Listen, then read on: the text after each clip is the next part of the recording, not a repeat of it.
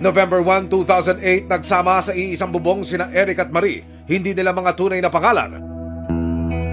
Ang kanilang pagmamakalan nagbunga ng 3 anak. Taong 2024, pumanaw ang padre de pamilya dahil sa sakit sa puso. Nawasak ang buo nilang pamilya dahil sa pamilya ng kanilang ama naninirahan ng mga bata, hindi na muling nakapiling ng ina ang kanyang mga anak. Sa loob ng 2 taon, hindi tinigilan ni Marie ang laban para mabawi ang mga bata.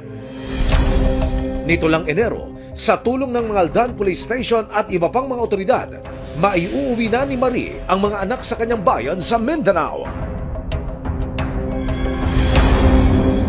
Pero ang una nilang gabi na magkakasama muli, mauuwi pala sa isang malagim na insidente. January 30, around 11 PM po ng gabi, ang aming pong tactical officer ng station ay nakatanggap ng isang tawag. Tumawag po itong panganay niya, umiyak po siya at humingi po ng tulong.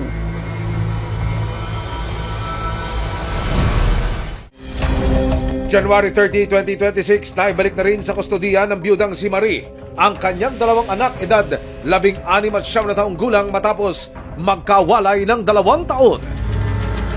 Bago sama-samang umuwi sa lugar ni Marie sa Mindanao, nagpalipas muna ng gabi ang mag-iina sa isang kaibigan at dahil kakilala naman daw si Marie, pinatuloy sila ni Ana sa kanyang bahay. Biglang may dumating na sasakyan na tricycle dyan.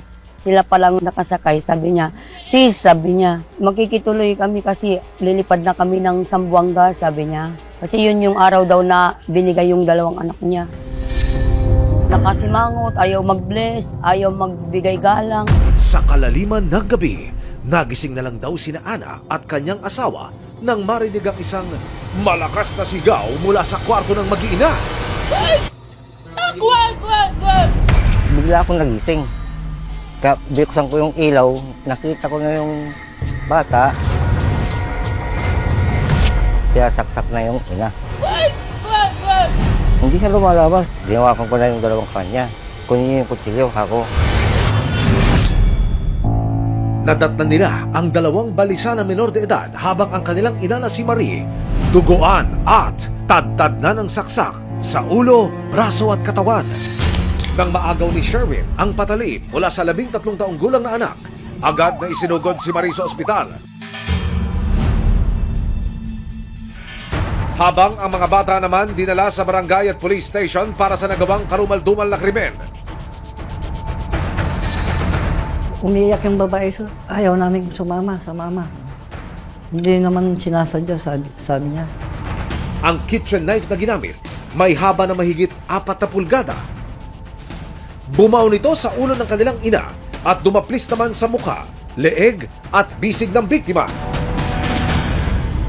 Sa kabila nito, ang byuda maswerteng nakaligtas at patuloy na nagpapagaling mula sa mga natamong sugat.